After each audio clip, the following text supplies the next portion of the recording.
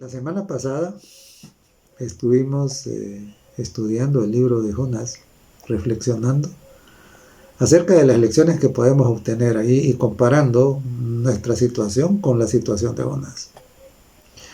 Espero de que haya sido distinta nuestra situación con la de Jonás y que se haya parecido solamente en los aspectos más positivos. Claro, estamos mirando en esta reflexión a Jonás como un espejo para mirarnos nosotros ahí.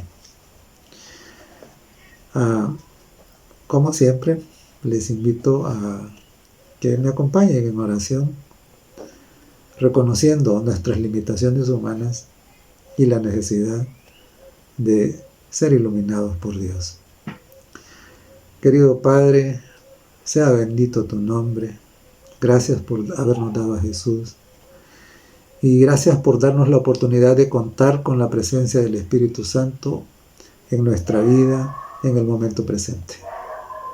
Por favor, concédenos la gracia de la sabiduría celestial para comprender las lecciones que tú has querido darnos a través de la experiencia de este profeta. En el nombre de Jesucristo lo pedimos. Amén. Estamos ahora en el capítulo 3. En el capítulo 2 lo que encontramos es que Jonás se encuentra en el vientre del pez, que prácticamente se ha convertido en su sepultura. Y Jonás está ahí ahora orando, cosa que no hizo en el barco antes de ser arrojado, y está clamando a Dios.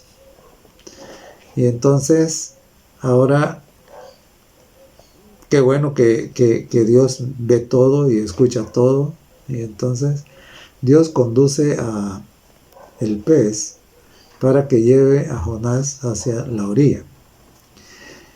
Y una vez que está ahí, nos cuenta el capítulo 3, en los versos 1 y 2, dice: vino palabra de Jehová por segunda vez a Jonás, diciendo: levántate y ve a Nínive, aquella gran ciudad, y proclama el mensaje que yo te diré. Entonces noten, Dios no es como nosotros. Dios no es implacable. Muy probablemente si un empleado nuestro hubiera hecho lo que Jonás hizo, nosotros lo hubiéramos despedido inmediatamente. Pero Dios es maravilloso, es misericordioso. Y Él está luchando para que nosotros aprendamos las lecciones que necesitamos aprender. Y Jonás no la había aprendido todavía, entonces Dios decide darle una oportunidad. Por eso dice: vino palabra de Jehová por segunda vez. Y entonces le vuelve a decir: levántate, levántate. Una vez más. O sea, a lo largo del libro, levántate se vuelve repetitivo, ¿no? Levántate y ve a Nínive, aquella gran ciudad, y proclama el mensaje que yo te diré. El oficio de profeta es el de convertirse en un heraldo. El profeta no tiene permiso para inventar nada, para decir nada de su propia producción. El verdadero profeta dice solamente lo que Dios dice, y eso es lo que el Señor le está encargando aquí a Jonás. Le dijo: proclama en ella el mensaje que yo te diré. No vas a decir otra cosa, solo tienes que decir lo que yo te diré. Así es, el verdadero profeta no dice más que lo que Dios ha dicho. Además vemos aquí el incansable esfuerzo de Dios para salvar tanto a Nínive como también para salvar a Jonás. O sea, Dios no se da por vencido fácilmente. Claro, eventualmente Él respetará nuestra decisión. Si nosotros insistimos tercamente en ir en contra de su voluntad, nos encontraremos al final cometiendo la blasfemia contra el Espíritu Santo. Pero antes de llegar ahí, con toda seguridad, Dios habrá estado luchando. ¿Para qué? Para que entendamos que debemos volver a Él, que es lo mejor que podemos hacer. Entonces, repito, los verdaderos profetas de Dios no dicen más allá que lo que Dios ha dicho. Ese es el oficio de profeta, es ser un heraldo. Y nosotros deberíamos de entender también que como una iglesia que tiene un mensaje profético, No tenemos autorización para andar especulando y diciendo cosas que Dios no ha dicho. Si Dios ha ocultado algo, lo ha ocultado. Simple. Nosotros no tenemos que estar generando cosas alrededor de eso. Simplemente en nuestro rol de una iglesia que tiene un mensaje profético, solo debemos decir lo que Dios ha dicho, lo que está escrito. Solamente. Nada más fuera de eso. Y dice en el verso 3 del capítulo 3, y se levantó Jonás. Oh, parece que Jonás va a obedecer esta vez. Dios le dice, levántate y ve a Nínive. Y ahora parece que Jonás va a obedecer. Y le dice, dice, y se levantó Jonás y fue a Nínive conforme a la palabra de Jehová. Ah, mire qué bonito. ¿Ah? Ahora Jonás ha obedecido. Jonás se levanta. Jonás va a Nínive y dice, conforme a la palabra de Jehová. Y era Nínive grande en extremo de 3 días de camino. Eso es lo que nosotros tenemos que hacer también. Eso es exactamente, es actuar siempre conforme a la palabra de Jehová. Nunca de manera distinta. Si todos hiciéramos eso, qué diferente sería el mundo. Este mundo sería, sería el paraíso, ¿no? Precisamente el grave error de Adán y Eva fue no haber actuado conforme a la palabra de Jehová. Y como resultado, pues la tierra alcanzó la maldición por haberse apartado de lo que Dios había dicho. Es por no actuar conforme a la palabra de Jehová. Entonces, claro, como siempre me gusta ir punteando las lecciones que podemos ir sacando del relato bíblico, aquí ya tenemos. Tenemos 1, el profeta no debe decir más que lo que Dios dice. 2, debemos imitar, por lo menos en esta parte, la actitud de Jonás. Ahora él se levantó y él fue a Nínive y él dice que actuó conforme a la palabra de Jehová. Hasta ahí vamos bien. Hasta ahí ojalá que nosotros imitemos a Jonás en esa parte. Y dice en el verso 4, y comenzó Jonás a entrar por la ciudad, camino de un día, y predicaba diciendo, de aquí a 40 días Nínive será destruida. La destrucción inminente de Nínive era la verdad presente para ese momento. Dios siempre tiene una verdad presente. Claro, en el tiempo de Noé, la verdad presente era arrepiéntanse, vuélvanse a Dios y entren en el arca. Ese era el mensaje oportuno, ¿no? En el tiempo de Lot, la verdad presente era arrepiéntanse, dejen sus malos caminos y salgan de la ciudad porque va a llover fuego. Abandonen la ciudad. Ese era. En el tiempo de Jesús, la verdad presente era, he aquí el Cordero de Dios que quita el pecado del mundo. ¿Verdad? Esa era la verdad presente. Era anunciar que el Mesías había venido, que estaba entre ellos. Entonces, claro, la verdad presente en el tiempo de Jonás era, Nínive será destruida. De aquí a 40 días Nínive será destruida. Y claro, ese iba a ser destruido por el fuego, igual que Sodoma y Gomorra. Esa era la verdad presente. Y claro, anunciar la destrucción no es un mensaje agradable para dar. Tampoco es agradable para recibirlo. Y claro, ¿cuál es la verdad presente ahora? La verdad presente ahora es el mensaje de los 3 ángeles. La verdad presente ahora es anunciar que si rechazamos el Evangelio eterno, si no le damos la gloria a Dios, si no tenemos en cuenta que el juicio ha comenzado, si no adoramos al que hizo el cielo, la tierra, el mar y la fuente de las aguas, vamos a terminar en Babilonia. Y que si terminamos en Babilonia, entonces vamos a vernos tarde o temprano en la situación de beber las copas de la ira de Dios. que serán derramadas puras sin mezcla de misericordia. Es decir, sufrir las 7 plagas postreras. La verdad presente hoy es: Cristo viene y este mundo va a ser destruido. Esa es la verdad presente.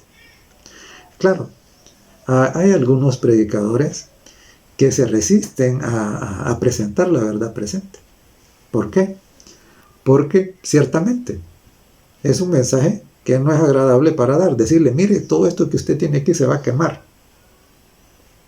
Y usted también, si no se arrepiente.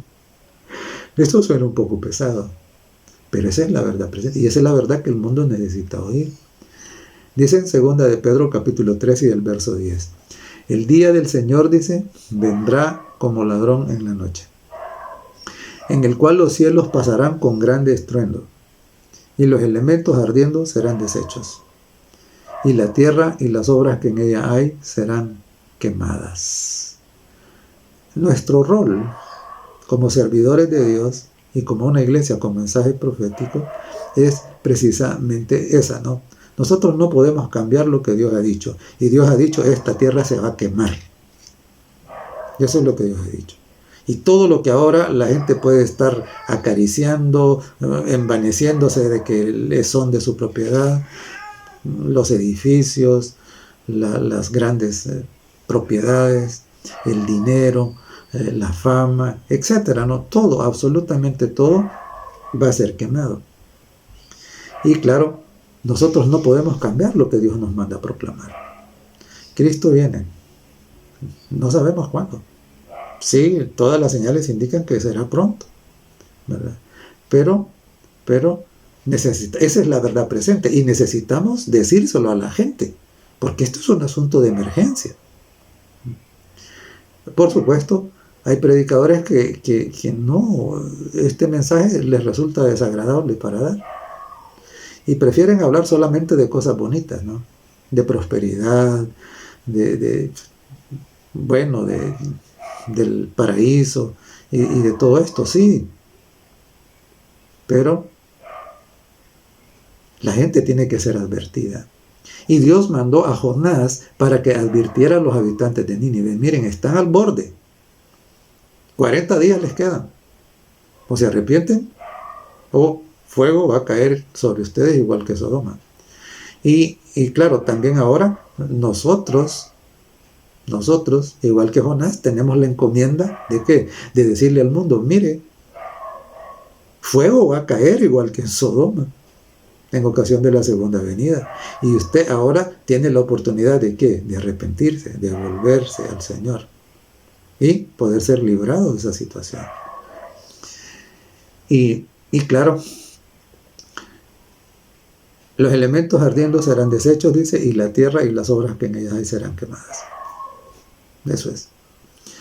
Y dice el verso 5 del capítulo 3 de Jonás: y los hombres de Nínive creyeron a Dios y proclamaron ayuno y se vistieron de cilicio, desde el mayor hasta el menor de ellos.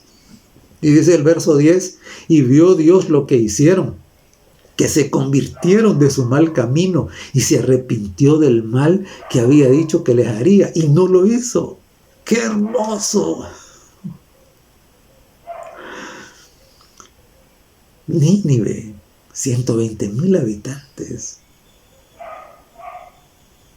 Hermanos, el propósito de la profecía no es presumir de que tenemos conocimiento. El propósito de la profecía no es andar adivinando ni nada de esto. El propósito de la profecía es entregar el evangelio para que el pecador se arrepienta de su mal camino y vuelva a Dios. La profecía es un mensaje de amor de parte de Dios para que el pecador se arrepienta, para que el pecador entienda cuál va a ser su destino si no se vuelve al Señor, si no retorna al camino correcto o si no viene al camino correcto. Entendamos, la profecía es un mensaje de amor de Dios para salvación.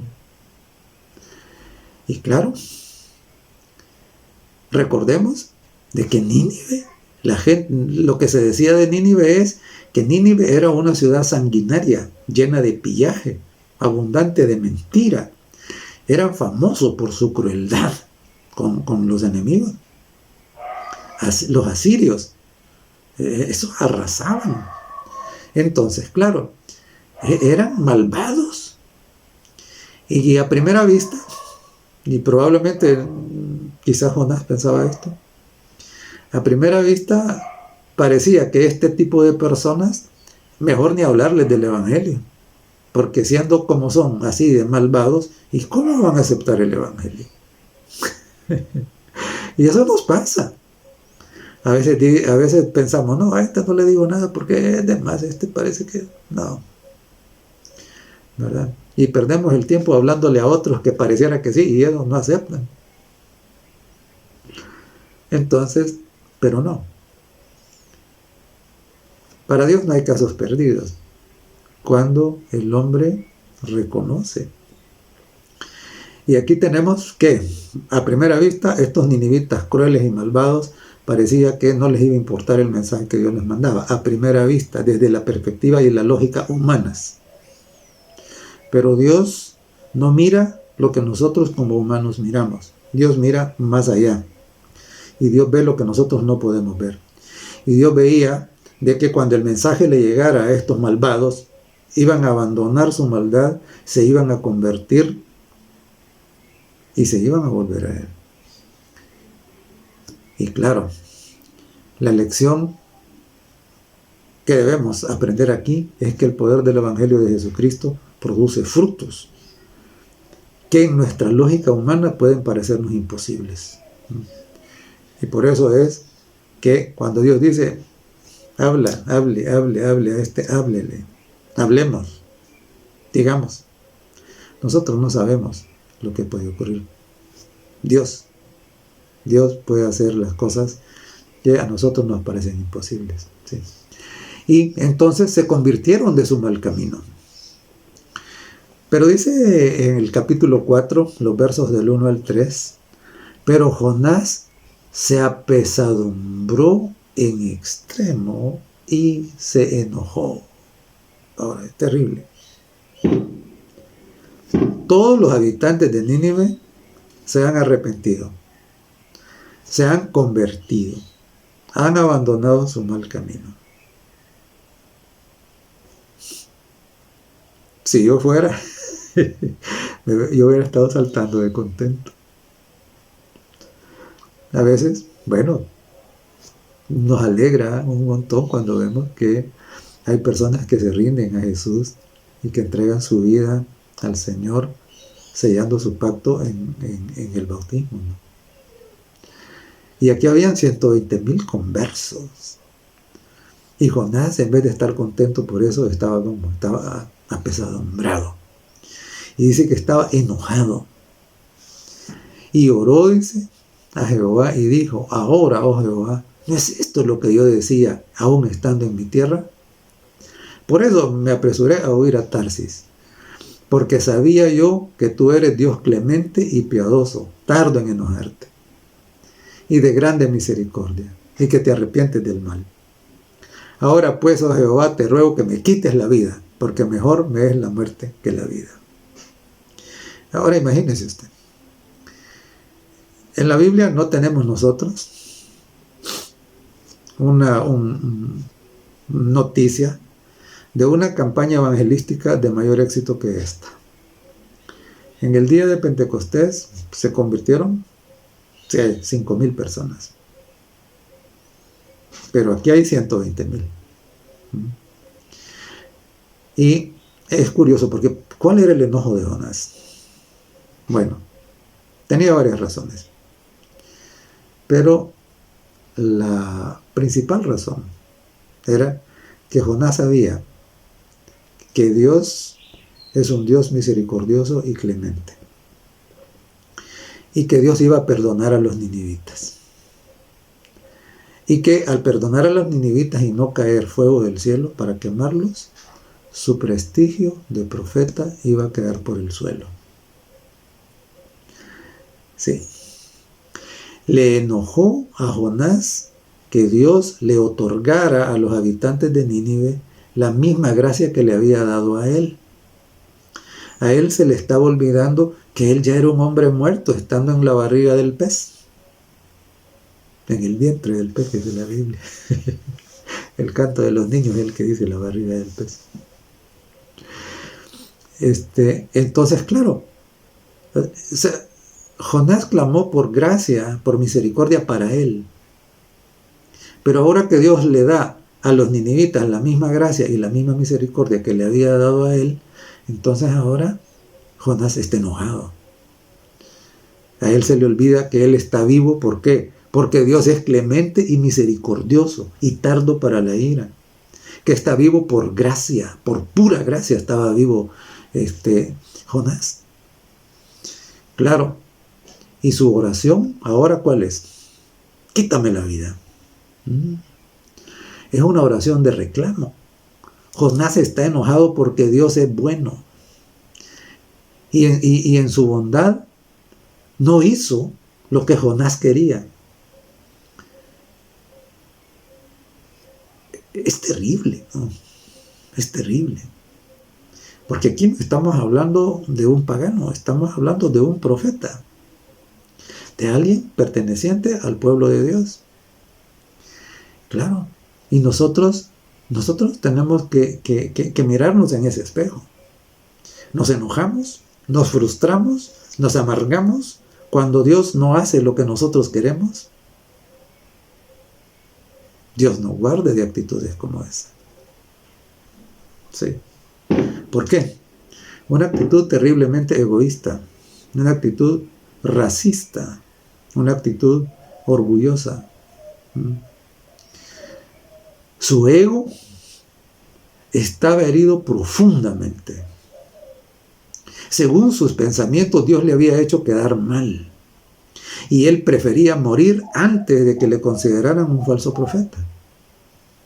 Su prestigio se había convertido en su ídolo. Y le era más importante su prestigio que su propia vida y que la vida de los habitantes de Nínive. Y entonces, claro, pensamos un poco, ¿no? ¿Será que nosotros hay alguna cosa como esa? ¿Será que tenemos temor de lo que van a decir los demás y por eso no nos volvemos a Dios?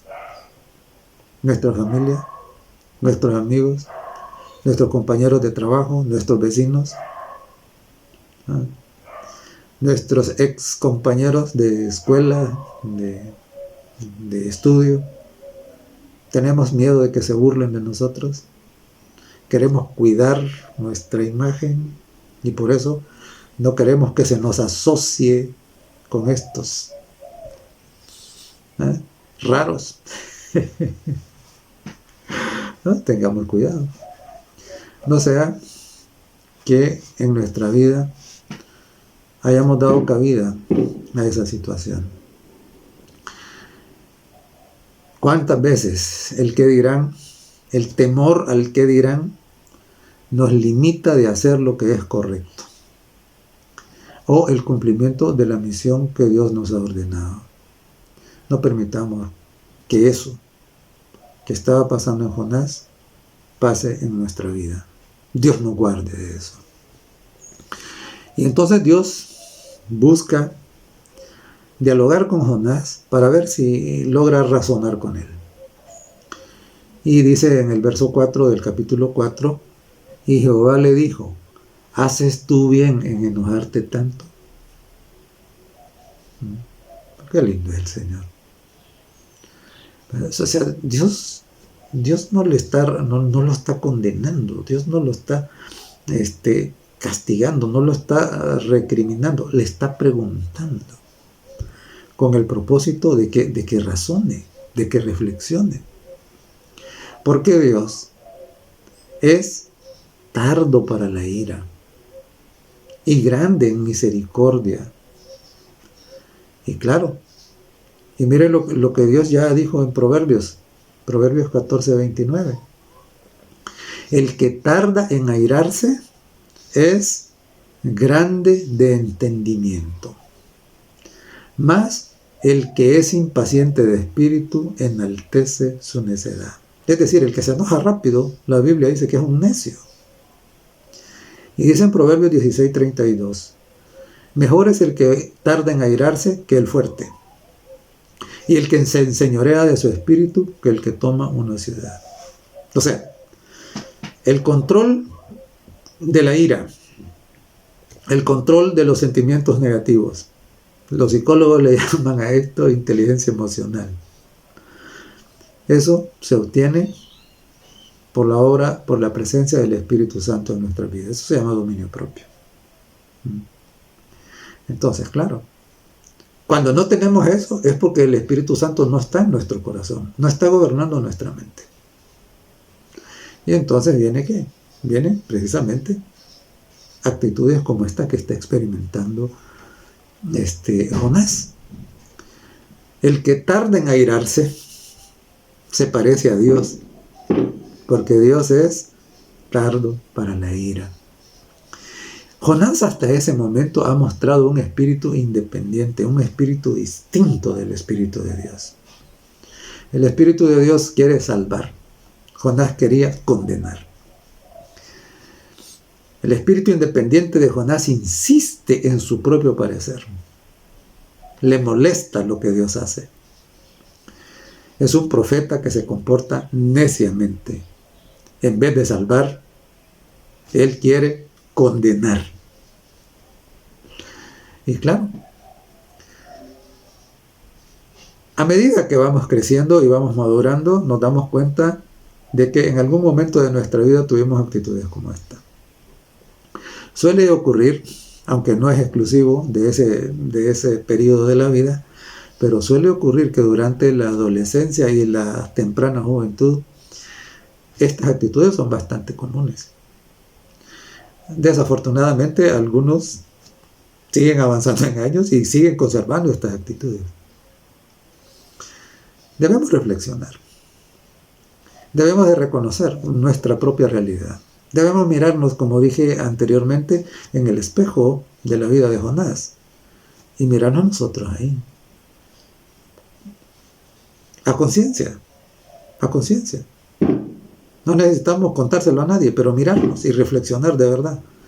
Tenemos nosotros actitudes como esa. Somos iguales que Jonás.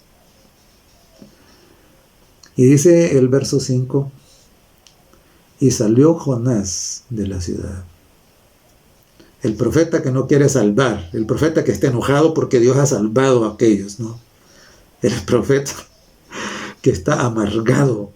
¿Por qué? Porque ganó 120,000 almas para el Señor. ¡Qué terrible! Entonces dice que él sale a la ciudad y acampa al oriente de la ciudad. Y ahí se hace una enramada. Y se sienta, dice, debajo de ella a la sombra, para ver qué acontecería en la ciudad. Imagínese usted. Si Jonás ya había cumplido la misión, si ya los ninivitas se habían arrepentido, ya habían abandonado su mal camino y se habían convertido, la misión estaba cumplida. Ya Jonás, bueno, si ya no quería estar ahí porque le molestaba la ciudad, lo mejor que podía haber hecho era irse inmediatamente. Pero no se va. ¿Y por qué no se va? Dice la Sagrada Escritura que él se va y acampa. Y dice que acampa hasta ver qué acontecería con la ciudad. Él todavía tenía esperanzas de que Dios, al mirar su enojo, derramar el fuego, se va a acampar a esperar que el fuego del cielo caiga para destruir la ciudad. Qué terrible. La profecía tiene como objetivo salvar, que la gente conozca la condición de arrepentimiento establecida por Dios y la acepte. Ese es el propósito de la profecía.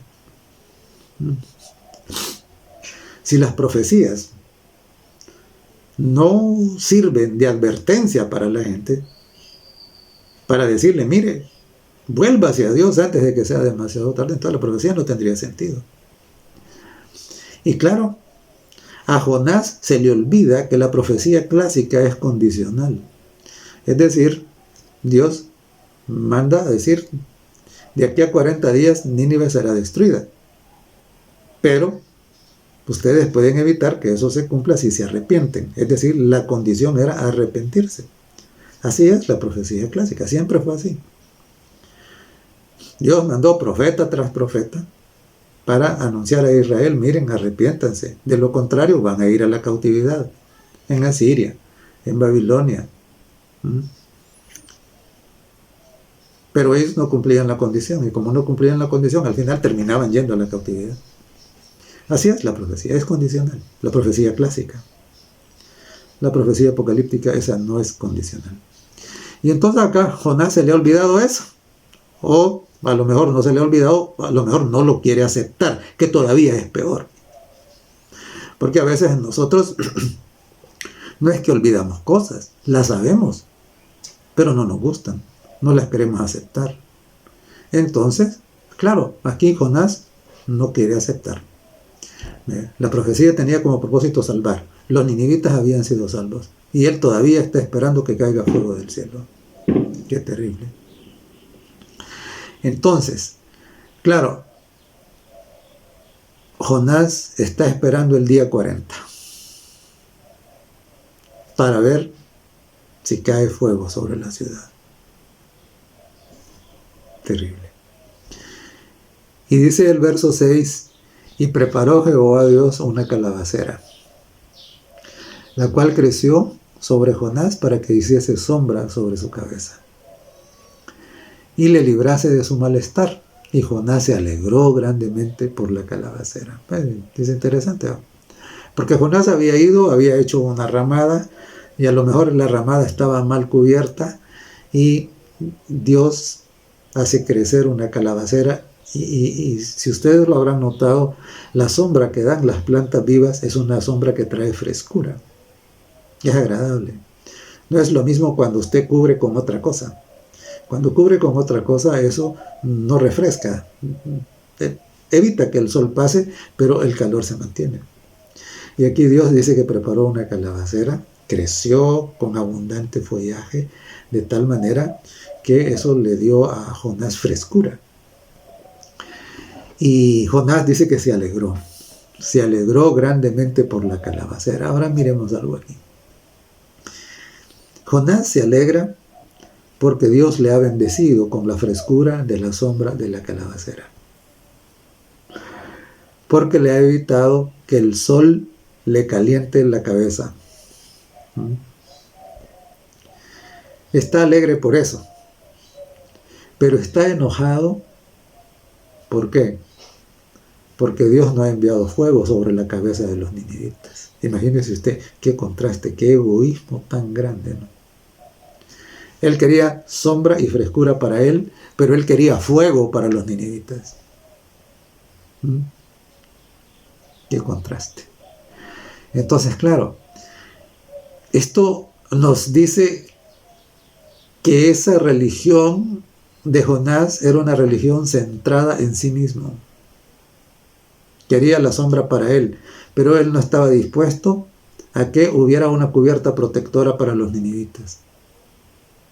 Qué terrible. Y entonces, claro, en todo este relato del libro de Jonás, Dios está tratando de salvar no solo a los ninivitas, pero está tratando de salvar a Jonás. Porque si Jonás mantiene esa actitud, esa situación en su corazón, hasta el último momento, en realidad el que va a experimentar el fuego cayendo sobre él va a ser Jonás. No en ese momento, pero ya después del milenio, según dice la profecía. Entonces, pensemos, ¿será que nosotros anhelamos lo mejor, las bendiciones, la salvación para nosotros, pero no la queremos para otros? ¿O no nos importa si los otros se salvan? Y por eso nos echamos a dormir como hizo Jonás en el barco. ¿Será? Y dice en el verso 7 del capítulo 4, pero al venir el alba, dice, el día siguiente, Dios preparó un gusano, el cual hirió la calabacera, y la calabacera se secó. Y aconteció que al salir el sol, preparó Dios un recio viento abrasador. Y el sol hirió a Jonás en la cabeza, y se desmayaba. Y deseaba la muerte, diciendo, mejor me sería para mí la muerte que la vida. Y a mí me gusta que el libro dice que Dios preparó. Desde el capítulo anterior, desde el capítulo 1, dice que Dios preparó el pez. Luego Dios preparó una calabacera. Después Dios preparó un gusano. Después Dios prepara que el viento. Y Dios prepara el sol. Y antes de preparar el pez, Dios preparó la tormenta, la tempestad. Aunque este no es el mensaje principal del libro de Jonás, pero este relato nos permite ver el control que Dios tiene sobre la naturaleza. Él preparó a cada uno, y note, el pez para poder tragar a Jonás debe haber sido un pez muy grande, por muy pequeño que fuese Jonás. El pez tenía que ser más grande que Jonás para poder tragarlo. Y entonces Dios gobierna a los animales grandes, pero también a los animales chiquitos, porque aquí dice que un gusano vino y el gusano se comió y gobierna las plantas, y gobierna el sol, y gobierna el viento. ¿Por qué? Porque Dios es el creador. Y como Dios es el creador, todo está bajo su control. Entonces, en este relato vemos, aunque ese no es, como dije antes, el mensaje principal del libro de Jonás, pero sí vemos que Dios tiene el control de la naturaleza.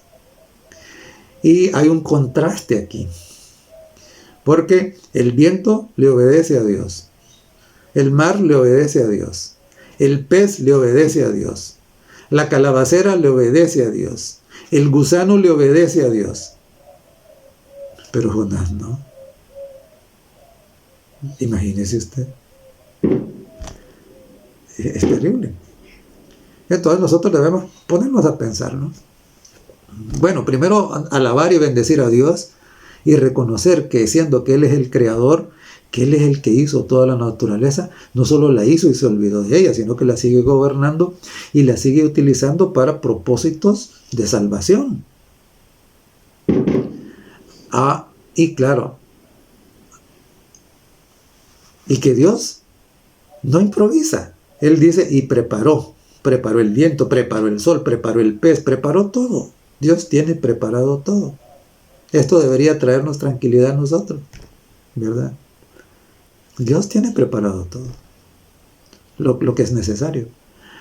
Y entonces, claro, 120,000 personas han sido salvadas.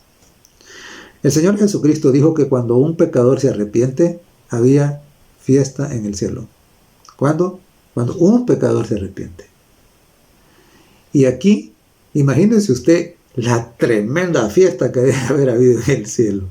120,000 pecadores malvados, crueles, que parecía que no tenían esperanza de salvación, se han arrepentido. Han abandonado sus malos caminos y se han vuelto a Dios. ¡Qué fiesta debe haber habido ese día en el cielo! Se habían convertido de sus malos caminos. La campaña había tenido un éxito. Y sin embargo, el evangelista lo encontramos, ¿cómo? Lo encontramos amargado. Lo encontramos con pensamientos suicidas. Renegando. Porque Dios no ha hecho lo que Él quería que hiciera. ¡Qué terrible! Y entonces nos preguntamos, ¿pero es que acaso no había otro profeta menos necio al que Dios podía mandar? No lo sabemos. La Biblia no lo dice. Pero una cosa sí se puede ver, y es que Jonás necesitaba un cambio de corazón.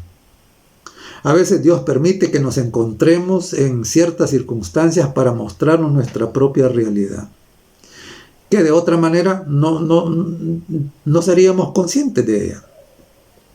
Y necesitamos, claro, mostrarnos en dónde están nuestras fallas, nuestras malas actitudes, nuestros defectos de carácter,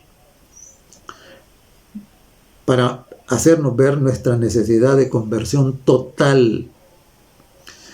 Entonces, claro, cuando nos vemos en este tipo de situaciones como las que se encontraba Jonás, que contrarían nuestra propia voluntad, nuestros propios deseos, y nos incomodan y nos aparece la crisis, entonces nosotros tenemos que preguntarnos, ¿cuál es la lección que Dios quiere que yo aprenda en esta situación? ¿Cuál es la lección que necesito aprender? ¿Qué es lo que Dios quiere enseñarme a partir de esta situación? ¿Para bendición de quiénes Dios ha permitido todo esto? De hecho, en Romanos 8:28 dice que a los que aman a Dios, todas las cosas les ayudan para bien. Y claro, la vida es un laboratorio en el que cada día Dios nos da oportunidades para crecer y para purificar nuestro carácter. Dios quiere salvarnos. Dios quería salvar a Jonás. Porque mientras Jonás mantuviera esa actitud de rebeldía, esa actitud de necedad, esa actitud de implacable, que lo hacían tan distinto de Dios, Jonás simple y sencillamente iba a perderse. Imagínese usted lo que el Señor Jesucristo nos enseñó en el Sermón del Monte acerca de nuestros enemigos. Dijo que amáramos a nuestros enemigos, que oráramos por aquellos que nos maldicen y nos persiguen. Y esa es la actitud de Dios. Y esa tiene que ser la actitud de los hijos de Dios. Y entonces ciertamente los asirios eran enemigos del pueblo de Jonás. Y ahora, claro, Jonás debía haber orado por ellos, debía haber ¿qué? Debía haberlos bendecido. Sin embargo, él no quería eso, él quería que fueran destruidos. Y claro, por eso nosotros debemos de reconocer que esa actitud soberbia y necia del profeta, esa puede estar siendo también nuestra actitud en algún aspecto de la vida. Mantener una actitud contradictoria al camino que Dios nos ha mostrado, ¿no? A la dirección, a la voluntad de Dios. Entonces, claro, ir en contra, abiertamente en contra de la voluntad de Dios, es contrario a la humildad que debe caracterizar a los hijos de Dios. En el corazón de los hijos de Dios debe estar grabado con letras imborrables: hágase tu voluntad como en el cielo, así también en la tierra. Y nunca jamás olvidar la oración de nuestro Señor Jesucristo en el Getsemaní. Mas no se haga como yo quiero, sino como tú. Aunque nos resulte incómodo. De momento no va a parecer incómodo. Podría parecernos incómodo. Pero a la larga nos daremos cuenta que eso era lo mejor. Y daremos gracias a Dios porque fue así. Daremos gloria a su nombre. Y entonces, dice en los versos 10 y 11 del capítulo 4, y dijo Jehová: ¿tuviste lástima de la calabacera en la cual no trabajaste? Y la versión de la Biblia de Jerusalén dice: ¿por la cual no te sacrificaste? ¿Ni tú la hiciste crecer? Que en espacio de una noche nació y en espacio de otra noche pereció. ¿Y no tendré yo piedad de Nínive? Aquella gran ciudad donde hay más de 120,000 personas que no saben discernir entre su mano derecha y su mano izquierda, y muchos animales. Me encanta que dice que Dios no solo tiene preocupación por las personas, también por los animalitos. Entonces, Claro.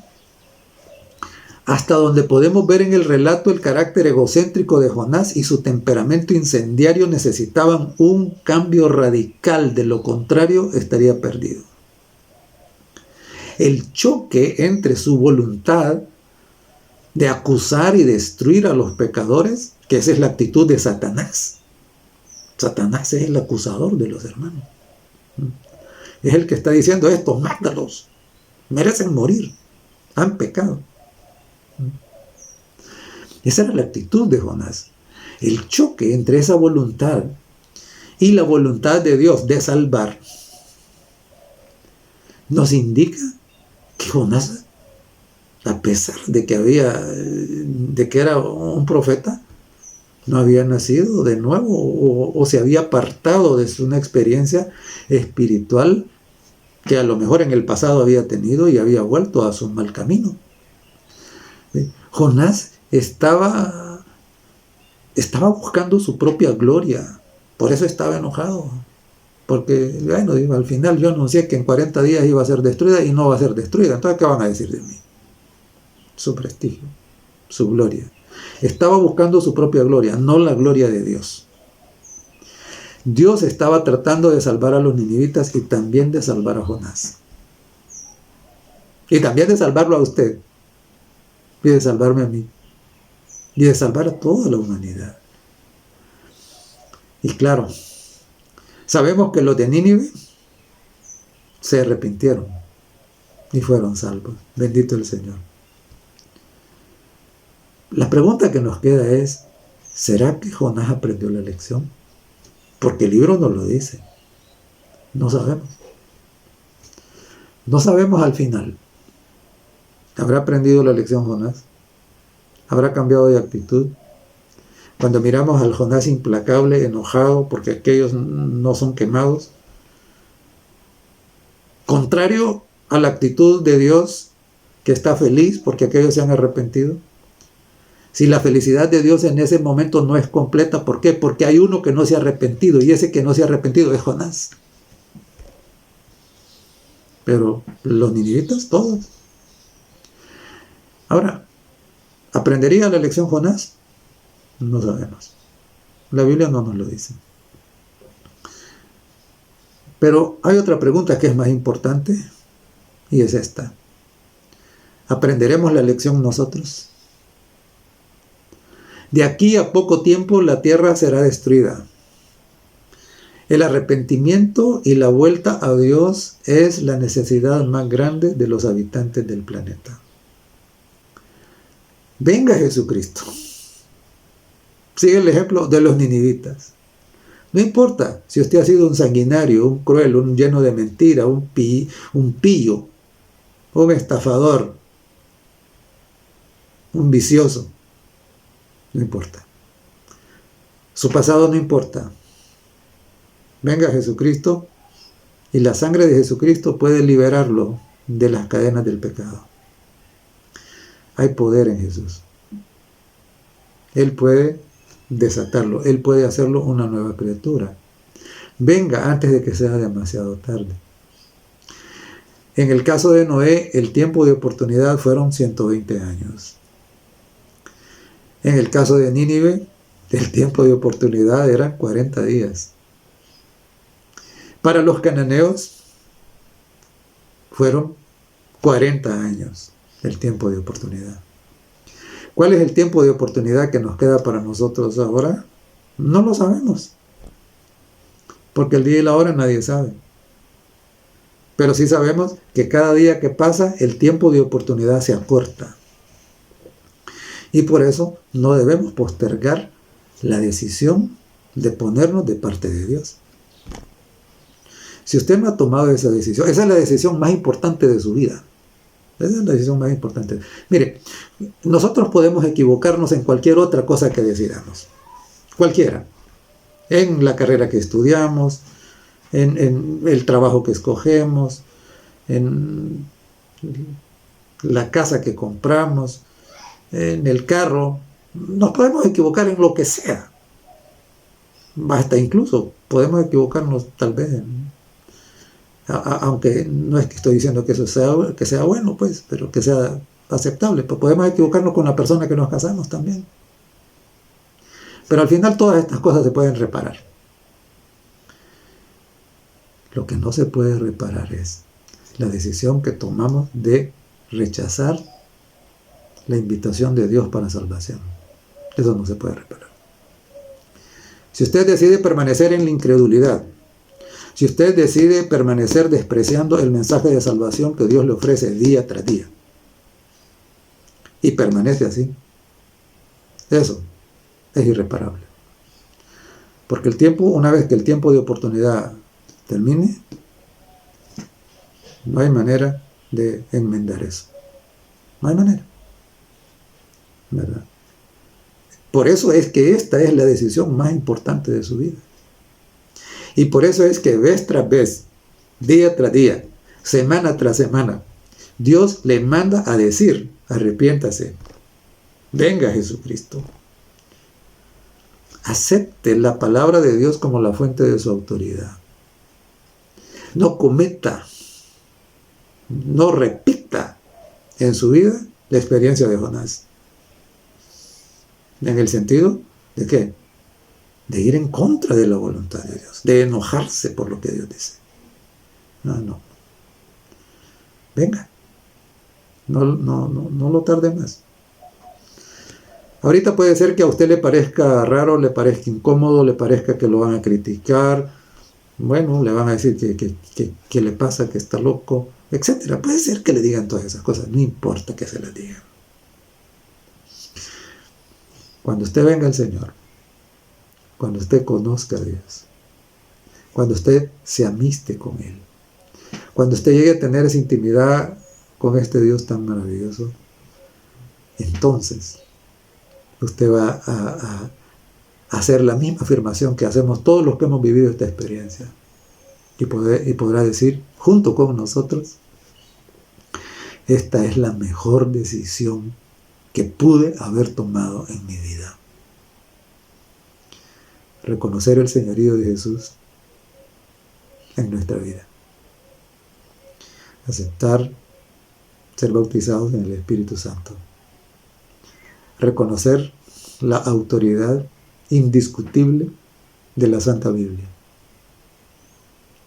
Y poner toda nuestra esperanza en Jesús y en su segunda venida. Ya espera. Hágalo hoy. Que Dios le bendiga. Querido Padre que estás en el cielo, no sabemos si Jonás aprendió las lecciones que tú querías enseñarle. Ciertamente si vamos al cielo, allá nos enteraremos de si eso pasó o no pasó. Pero hoy, claro, Jonás ya es historia para nosotros, pero nosotros estamos con vida todavía. Queremos orar, Señor, suplicándote que todos aquellos que todavía no han tomado la decisión más importante de su vida, que la puedan hacer antes de que sea demasiado tarde. Que puedan venir a Jesús, ahora que todavía el tiempo de oportunidad existe. Por favor, que tu Espíritu Santo les haga conscientes de que la oportunidad no estará vigente siempre, que un día va a terminar. Y que equivocarse en tomar esa decisión no se puede reparar. Por favor, que tu amor los impacte, que tu amor los impresione, que tu amor los acerque a ti. En el nombre de Jesucristo te lo pedimos.